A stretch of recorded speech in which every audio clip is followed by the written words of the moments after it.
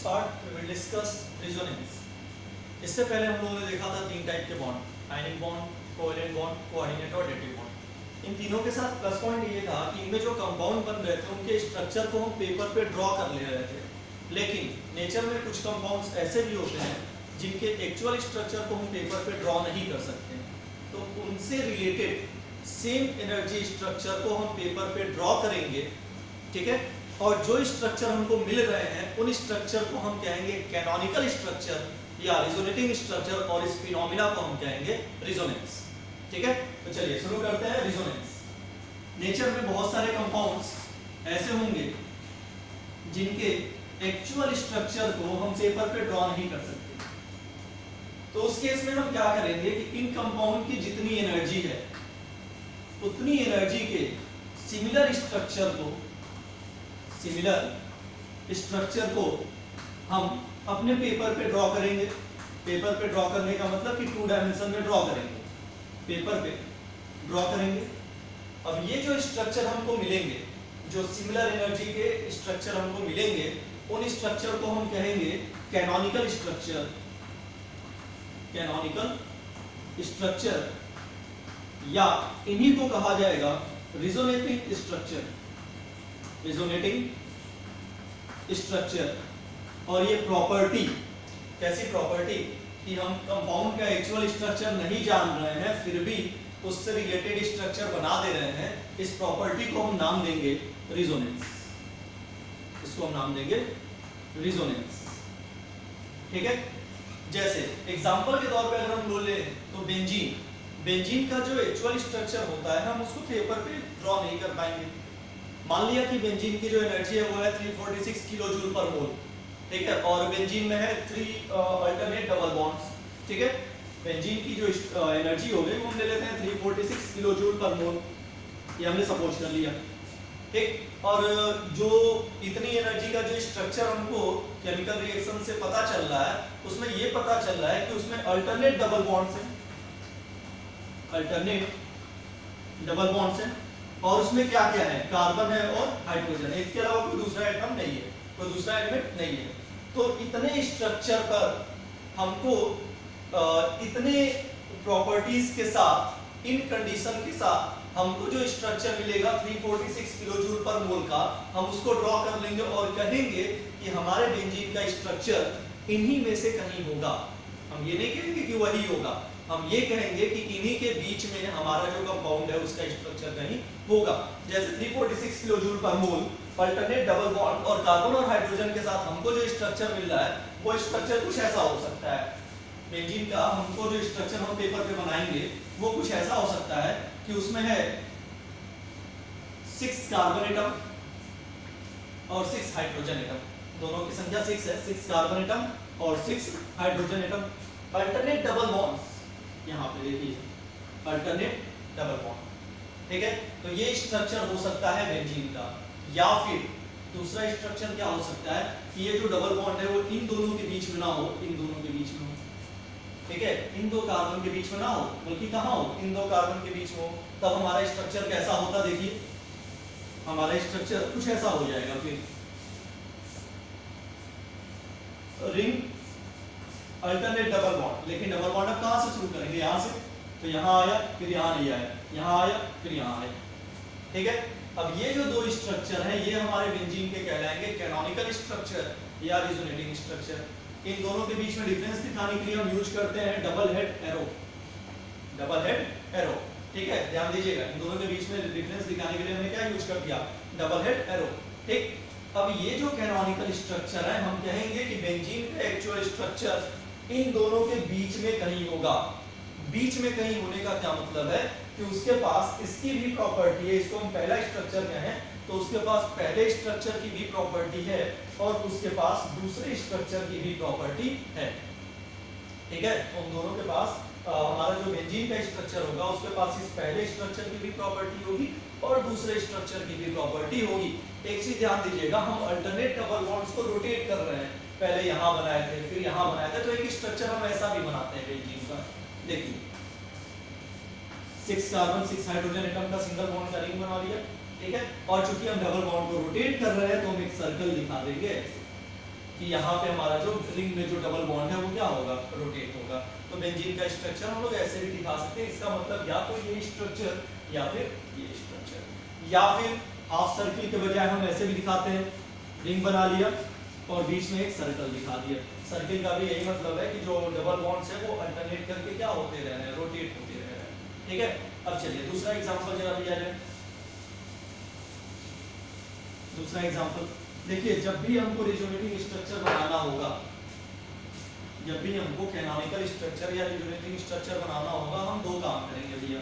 पहला काम है कि हमारा जो चार्ज होगा उसको हम कन्वर्ट करेंगे बॉन्ड में, और दूसरा जो बॉन्ड होगा उसको हम कन्वर्ट करेंगे चार्ज में। चार्ज को कन्वर्ट करेंगे बॉन्ड में, बॉन्ड को कन्वर्ट करेंगे चार्ज में। ठीक है, अब देखिए जैसे हम कह रहे हैं कि हम क्लोरोबेंजीन का रिजोनेटिंग स्ट्रक्चर बनाना चाहते हैं, क्लोरोबेंजीन का रिजोनेटिंग स्ट्रक्चर बनाना चाहते हैं। क्लोरोबेंजीन का फॉर्मूला हमको मालूम है C6H5Cl। हम इसका रिजोनेटिंग स्ट्रक्चर बना रहे हैं, देखिए कैसा होगा। 6 कार्बन 5 हाइड्रोजन 1 क्लोरीन एटम के साथ पहला स्ट्रक्चर ये जो पॉसिबल स्ट्रक्चर है। अब हमको इस क्लोरोबेंजीन का रिजोनेटिंग स्ट्रक्चर बनाना है, तो रिजोनेटिंग स्ट्रक्चर बनाने के लिए हमको करना क्या है, चार्ज को कन्वर्ट करना है बॉन्ड में, बॉन्ड को कन्वर्ट करना है चार्ज में। दो काम करेंगे, जहां चार्ज आया हुआ है उसको हम कन्वर्ट करेंगे बॉन्ड में, और जो बॉन्ड आया हुआ है उसको हम कन्वर्ट कर देंगे चार्ज में। क्लोरोबेंजीन में जो क्लोरीन है उसके पास होंगे 3 लोन पेयर। ठीक है, चार्ज मतलब कि हम लोन पेयर से रिलेट करेंगे, तो ये लोन पेयर कन्वर्ट हो जाएगा बॉन्ड में, और ये बॉन्ड कन्वर्ट हो जाएगा लोन पेयर में। ठीक है, तो अगला जो स्ट्रक्चर होगा वो कुछ ऐसा होगा। देखिए जो हमारा नेक्स्ट स्ट्रक्चर है वो कुछ ऐसा हो गया। यहाँ हो गया double bond Cl loan pair lone pair. ठीक है, अब आइए यहाँ डबल बॉन्ड कैसे आया कि ये जो 2 इलेक्ट्रॉन थे ये यहाँ आ गया, तो यहाँ क्या हो गया डबल बॉन्ड। ठीक है, अब ये जो बॉन्ड है वो यहाँ आ जाएगा चार्ज में, तो यहाँ आ गया चार्ज, मतलब 2 इलेक्ट्रॉन लोन पेयर। आगे हमने कोई चेंज नहीं किया है तो इसको ऐसे ही बना लिया। आगे बढ़िए, चार्ज को कन्वर्ट कर लेंगे बॉन्ड में, बॉन्ड को कन्वर्ट कर लेंगे चार्ज में। यही काम हम बार बार करेंगे। ये पहले वाला structure double bond Cl loan pair, charge को कन्वर्ट कर लिया बॉन्ड में, यहाँ हो गया डबल बॉन्ड, बॉन्ड को कन्वर्ट कर लिया चार्ज में, यहाँ हो गया चार्ज, यहाँ था बॉन्ड, कोई चेंज नहीं। अगला देखिए फिर से, चार्ज को कन्वर्ट किया बॉन्ड में, बॉन्ड को कन्वर्ट किया चार्ज में, तो अगला स्ट्रक्चर फिर से बनेगा double bond Cl loan pair. यहाँ पे कोई चेंज नहीं था, यहाँ बना लिया हमने डबल बॉन्ड। अगले में देखिए, चार्ज को कन्वर्ट किया गया है बॉन्ड में, यहाँ आ गया बॉन्ड, बॉन्ड को कन्वर्ट किया गया चार्ज में, यहाँ आ गया चार्ज। ठीक, इसके बाद जब हम अगला स्ट्रक्चर बनाएंगे तो अगला देखिएगा बिल्कुल पहले वाले पे सिमिलर हो जाएगा। यहाँ आया चार्ज जो कन्वर्ट हो जाएगा बॉन्ड में, बॉन्ड आया वो कन्वर्ट हो जाएगा चार्ज में। ठीक है, तो यहाँ देखिए ये हमारा स्ट्रक्चर हुआ। यहाँ डबल बॉन्ड था वो चला जाएगा चार्ज के टर्म में, तो यहाँ हो जाएगा single bond Cl loan pair, यहाँ फिर से आ गया लोन पेयर। यहाँ आइए फिर से, डबल बॉन्ड में कोई चेंज नहीं किया था, वैसे ही बना रह गया। यहाँ डबल बॉन्ड में कोई चेंज नहीं था, वैसे ही बना रह गया। चार्ज कन्वर्ट हुआ था बॉन्ड में, तो यहाँ आ गया डबल बॉन्ड। अब जरा स्ट्रक्चर्स को देखिएगा, तो ये हुआ पहला structure, first, second, third, fourth, और अगर हम इसको फिफ्थ नाम दे दें थोड़ी देर के लिए, तो फर्स्ट और फिफ्थ को अगर हम कंपेयर करें तो रिंग में 3 अल्टरनेट डबल बॉन्ड और क्लोरीन एटम जिसके ऊपर है लोन पेयर।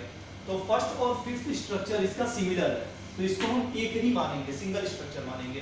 तो फर्स्ट और फिफ्थ स्ट्रक्चर सिंगल स्ट्रक्चर है, मतलब हम कहेंगे कि क्लोरोबेंजीन हैज 4 रिजोनेटिंग स्ट्रक्चर।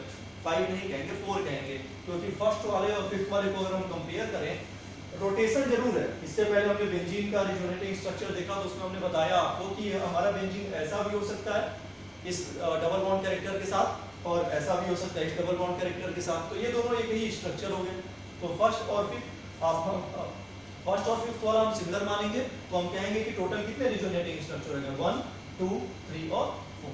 तो क्लोरोबेंजीन के पास टोटल हमारे 4 रिजोनेटिंग स्ट्रक्चर हो जाएंगे, 4 रिजोनेटिंग स्ट्रक्चर हो जाएंगे। ठीक, अगला लेते हैं पैरा नाइट्रोक्लोरोबेंजीन। ठीक है, पैरा नाइट्रोक्लोरोबेंजीन। पैरा नाइट्रोक्लोरोबेंजीन में ऊपर में हो जाएगा Cl और नीचे में हो जाएगा NO2 नाइट्रो ग्रुप, सबसे ऊपर में ऑर्थो पोजीशन पे अपना हो जाएगा Cl और पैरा पोजीशन पे हो जाएगा NO2 यानी कि नाइट्रो 2। स्ट्रक्चर देखा जाए तो यहाँ बना अपना Cl Cl loan pair lone pair lone pair, double bond double bond double bond, NO2 single bond N double bond O single bond O, ठीक। चार्ज आगे बढ़िए। इसके रिज्यूनेटिंग स्ट्रक्चर अगर हम बनाएंगे तो फिर से हमको वही काम करना है, चार्ज को कन्वर्ट किया जाएगा बॉन्ड में, बॉन्ड को कन्वर्ट किया जाएगा चार्ज में। तो ये जो चार्ज है वो कन्वर्ट हो जाएगा बॉन्ड में, जो बॉन्ड है वो कन्वर्ट हो जाएगा चार्ज में। पहले वाले एग्जांपल की तरह सिंगल अभी चलेगा, यहाँ आपको मिलेगा double bond Cl loan pair, charge आ गया बॉन्ड में तो यहाँ डबल बॉन्ड हो गया, डबल बॉन्ड कन्वर्ट हो गया चार्ज में, यहाँ आ गया चार्ज। आगे चलिए, ये डबल बॉन्ड, ठीक है, कोई चेंज नहीं, NO2 के साथ कोई चेंज नहीं अभी, O double bond O double bond, ठीक। फिर से लोन पेयर को कन्वर्ट किया बॉन्ड में, बॉन्ड को कन्वर्ट कर दिया लोन पेयर में। आगे बढ़ते हैं, ये हमारा हो गया double bond Cl loan pair, ये लोन पेयर कन्वर्ट हो गया बॉन्ड में तो यहाँ हो गया डबल बॉन्ड, बॉन्ड कन्वर्ट हो गया लोन पेयर में, यहाँ हो गया लोन पेयर, यहाँ डबल बॉन्ड, नीचे NO2 में अभी कोई चेंज नहीं है तो NO2 वैसे ही बना लिया। अगले स्टेप में हमारा जो चार्ज है उसके पास दो बॉन्ड है रोटेट करने के लिए, पहला बॉन्ड कार्बन और नाइट्रोजन का और दूसरा बॉन्ड कार्बन और कार्बन का। तो यहाँ दो पॉसिबिलिटी है, ये लोन पेयर कार्बन नाइट्रोजन के बीच में भी जा सकता है या लोन पेयर कार्बन कार्बन के बीच में भी जा सकता है। तो पहली पॉसिबिलिटी हम लेते हैं कि लोन पेयर कार्बन और नाइट्रोजन के बीच में जा रहा है, ठीक। तो यहाँ से एक स्ट्रक्चर हम बनाते हैं, लोन पेयर को कार्बन और नाइट्रोजन के बीच में हम शिफ्ट कर रहे हैं, ऊपर में कोई चेंज नहीं हो रहा है तो ऊपर वैसे ही बना लिया, double bond Cl loan pair double bond, lone pair को कार्बन नाइट्रोजन के बीच में किया तो नीचे आ गया डबल बॉन्ड, ठीक। अब यहाँ हो गया नाइट्रोजन, ये चार्ज बॉन्ड वैसे ही रह गया, अब ये डबल बॉन्ड तुरंत किस में कन्वर्ट हो जाएगा, चार्ज में। जहां हमने चार्ज को कन्वर्ट किया बॉन्ड में, बॉन्ड किस में कन्वर्ट होना है, चार्ज में, तो यहाँ हो जाएगा सिंगल बॉन्ड को चार्ज, ओके। आगे बढ़िए, यहाँ हमने कोई चेंज नहीं किया तो ये हो गया डबल बॉन्ड। अगर ये लोन पेयर कार्बन कार्बन के बीच में जाए तो हम दूसरी पॉसिबिलिटी ड्रॉ करेंगे, यहाँ पे ये देखिए पहले वाले स्ट्रक्चर के सिमिलर होगा, ये double bond Cl loan pair double bond चला गया यहाँ पे बॉन्ड, और ये बॉन्ड चला जाएगा चार्ज में तो यहाँ हो गया चार्ज। अब अगर हम बात करें पैरा नाइट्रोक्लोरोबेंजीन के केस में, NO2 के साथ कोई चेंज नहीं था यहाँ तो ये वैसे ही बना दिया। पैरा नाइट्रोक्लोरोबेंजीन के अगर रिजोनेटिंग स्ट्रक्चर की बात करें तो इसके देखिए टोटल कितने बन रहा है, 1 2 3 4 5। तो पैरा नाइट्रोक्लोरोबेंजीन के टोटल 5 कैनोनिकल स्ट्रक्चर या 5 रिजोनेटिंग स्ट्रक्चर बनेंगे।